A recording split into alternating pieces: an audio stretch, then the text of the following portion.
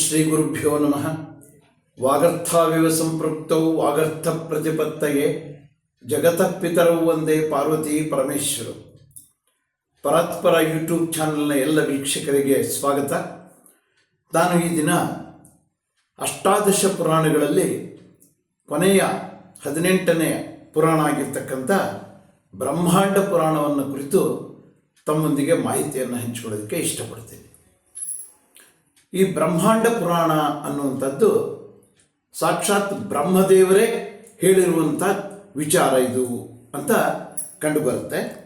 ಇದರಲ್ಲಿ ಬಹುತೇಕ ಅಂಶಗಳು ವಾಯುಪುರಾಣವನ್ನು ಆಧರಿಸಿರುವಂಥದ್ದು.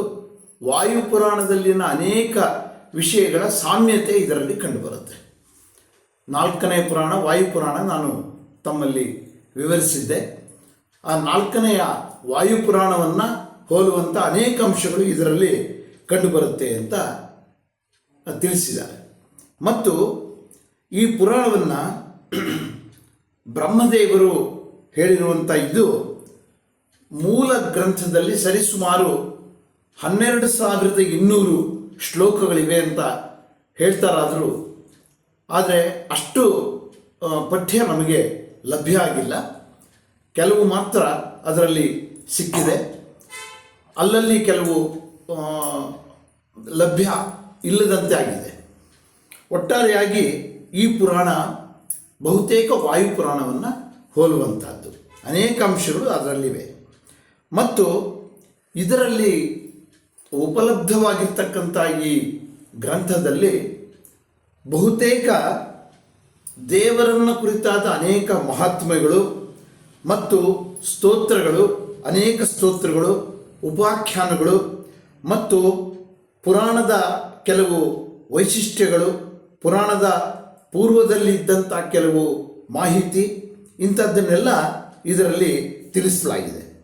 ಹಾಗೂ ಇದು ಪೂರ್ವಾರ್ಧದಲ್ಲಿ ಈ ಮಾಹಿತಿಯನ್ನು ತಿಳಿಸಿದ್ದಾರೆ.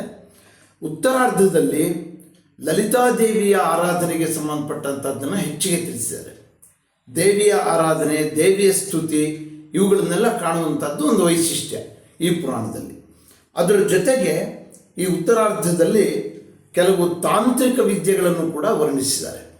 ತಾಂತ್ರಿಕ ವಿದ್ಯೆಗಳು ಅಂದರೆ ಕೆಲವು ವಾಮಾಚಾರಕ್ಕೆ ಸಂಬಂಧಪಟ್ಟಿದ್ದಿರ್ಬೋದು, ಅಥವಾ ಭೂತಪ್ರೇತಗಳನ್ನು ಬಿಡಿಸುವಂಥ ಕೃತ್ಯಗಳಿರ್ಬೋದು. ಇವೆಲ್ಲ ತಾಂತ್ರಿಕ ವಿದ್ಯೆಗಳಲ್ಲಿ ಬರುವಂಥದ್ದು. ಇಂಥ ತಾಂತ್ರಿಕ ವಿಧಾನಗಳನ್ನು ಕೂಡ ಈ ಪುರಾಣದಲ್ಲಿ ವಿವರಿಸಿದ್ದಾರೆ. ಇನ್ನು ಇದನ್ನು ಇನ್ನೊಂದು ವೈಶಿಷ್ಟ್ಯ ಇದರಲ್ಲಿ ಕಂಡುಬರುವಂಥದ್ದು ಅಂದರೆ ರಾಮಾಯಣವನ್ನು ಆಧ್ಯಾತ್ಮ ರಾಮಾಯಣ ಅನ್ನುವಂಥ ರೀತಿಯಲ್ಲಿ ಇದನ್ನು ವಿವರಿಸಿದ್ದಾರೆ. ಮತ್ತು ಅದ್ವೈತ ತತ್ವಕ್ಕೆ ಸಂಬಂಧಪಟ್ಟಂಥ ಮಾಹಿತಿಗಳು ಇದರಲ್ಲಿ ಅಡಕವಾಗಿವೆ. ರಾಮಭಕ್ತಿಗೆ ಸಂಬಂಧಪಟ್ಟಂಥ ಕೆಲವು ಉಪದೇಶಗಳು ಇದರಲ್ಲಿ ಕಂಡುಬರುತ್ತೆ. ಮತ್ತು ಇದೆಲ್ಲವೂ ಕೂಡ ಉಮಾಮಹೇಶ್ವರರ ಸಂವಾದದಲ್ಲಿ ಇರುವಂತೆ ಈ ಪುರಾಣದಲ್ಲಿ ಕಂಡುಬರುತ್ತೆ. ಪಾರ್ವತಿ ಪರಮೇಶ್ವರರ ಸಂವಾದ ರೂಪದಲ್ಲಿ ಈ ಪುರಾಣ ಇದೆ ಅಂತ ಕಂಡುಬರುತ್ತೆ. ಹಾಗೂ ಈ ಪುರಾಣದಲ್ಲಿ ಪ್ರಾರಂಭದಿಂದ ಕೊನೆಯವರೆಗೂ ಕೂಡ ಶ್ರೀರಾಮ ಮಹಾವಿಷ್ಣುವಿನ ಅವತಾರ ಅಂತ ಚಿತ್ರಿಸಿ, ಸೀತಾದೇವಿಯನ್ನು ಮಾತ್ರ ಒಂದು ಮಾಯೆ ಅನ್ನುವಂಥ ವಿಚಾರವನ್ನು ಇದರಲ್ಲಿ ಮಂಡಿಸ್ತಾರೆ. ಯಾವಾಗ ಸೀತಾದೇವಿ ರಾವಣನ ಲಂಕಾಪಟ್ಟಣದಿಂದ ಹೊರಬಂದ ಮೇಲೆ ಅಗ್ನಿ ಪ್ರವೇಶ ಮಾಡಿ ಈಚೆ ಬಂದು, ಅಲ್ಲಿಂದ ಮುಂದಕ್ಕೆ ಸೀತೆಯನ್ನು ಮಹಾಲಕ್ಷ್ಮಿಯ ಅವತಾರ ಅಂತ ಇದರಲ್ಲಿ ಚಿತ್ರಿಸಿದ್ದಾರೆ. ಅಲ್ಲಿವರೆಗೂ ಸೀತೆಯನ್ನು ಒಂದು ಮಾಯೆ ಅಂತ ಚಿತ್ರಿಸಿದ್ದಾರೆ. ಹಾಗೂ ಈ ಪುರಾಣದಲ್ಲಿ ಇನ್ನೊಂದು ವೈಶಿಷ್ಟ್ಯ ಏನು ಅಂತಂದರೆ, ಇದು ಅತ್ಯಂತ ಪ್ರಾಚೀನವಾದದ್ದು, ವಾಯುಪುರಾಣ ಕಾಲದ್ದು ಅಂತ ನಾನು ಈಗಾಗಲೇ ಹೇಳಿದೆ. ಅದರ ಒಂದು ಅಂಶಗಳನ್ನು, ಅದರಲ್ಲಿನ ಸಾಮ್ಯತೆಗಳನ್ನು ಕಾಣೋದರಿಂದ ವಾಯುದೇವರ ಹಲವಾರು ಮಾಹಿತಿಗಳು ಕೂಡ ಇದರಲ್ಲಿ ಅಡಕವಾಗಿವೆ.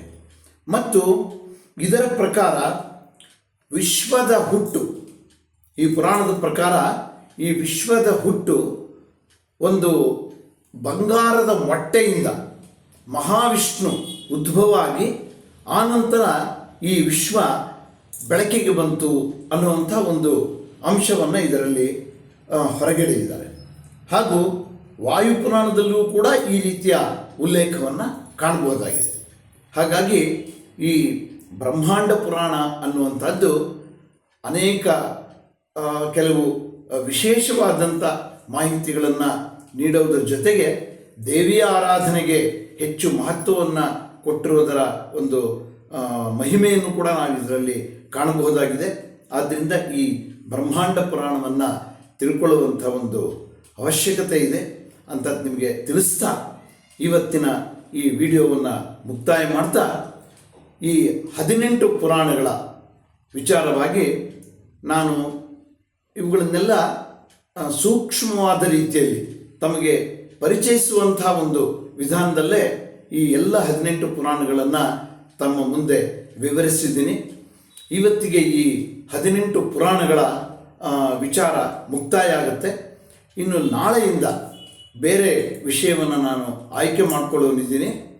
ಈ ವಿಡಿಯೋಗಳು ತಮಗೆ ಹೇಗೆ ಇಷ್ಟ ಆಗಿದೆ ಅನ್ನುವಂಥದ್ರ ಬಗ್ಗೆ ತಾವುಗಳು ಕಾಮೆಂಟ್ ಮಾಡಿ, ಲೈಕ್ ಮಾಡಿ, ಮತ್ತು ಯಾರು ಸಬ್ಸ್ಕ್ರೈಬ್ ಆಗಿಲ್ಲ ಇದುವರೆಗೂ ಎಲ್ಲರೂ ಕೂಡ ದಯಮಾಡಿ ಸಬ್ಸ್ಕ್ರೈಬ್ ಮಾಡಿ ಅಂತ ಹೇಳ್ತಾ ಇವತ್ತಿನ ವಿಡಿಯೋವನ್ನು ಮುಕ್ತಾಯ ಮಾಡ್ತೀನಿ. ನಮಸ್ಕಾರ.